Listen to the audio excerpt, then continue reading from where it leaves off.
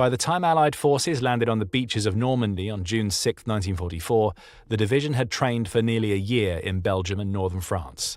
Meyer, commanding the 25th SS Panzergrenadier Regiment, had shaped those young soldiers in his own image, aggressive, fanatical, and contemptuous of hesitation.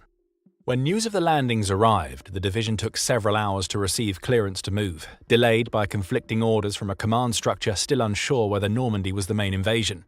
By mid-afternoon on June 6th, elements were finally advancing toward the coast. Meyer established his regimental headquarters at the Ardennes Abbey, a large medieval monastery on the outskirts of Caen whose stone towers gave a clear view of the surrounding countryside.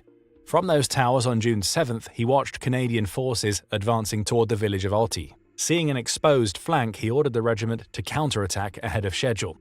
The fighting that followed was ferocious.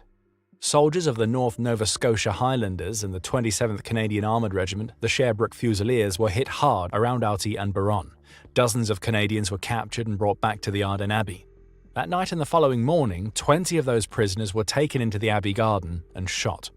A Polish conscript serving in the 12th SS, Private Jan Jesienek, later testified to Canadian investigators that he had witnessed Meyer's response on learning that prisoners had arrived, and that an order was given to deny quarter.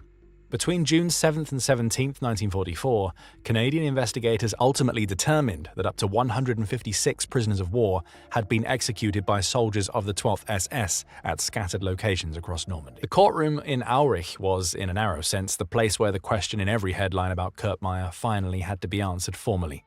Was he a soldier who fought hard, or a commander who let his men kill prisoners? The prosecution said both things could be true at once. Meyer arrived in Aurich at the same posture he had maintained since his capture, calm, military, and unyielding.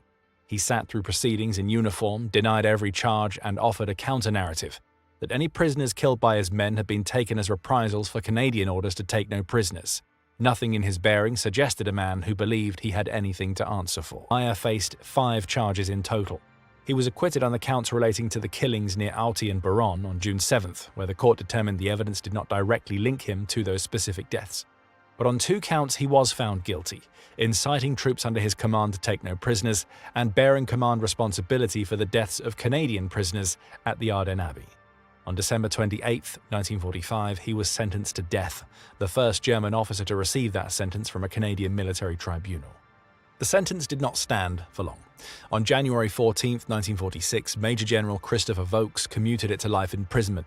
Vokes concluded that Meyer bore clear responsibility as a commander, but without a direct written order, the death sentence was difficult to sustain. For the first time, a commander was held accountable for crimes carried out by his subordinates, a principle that would later be codified in international law.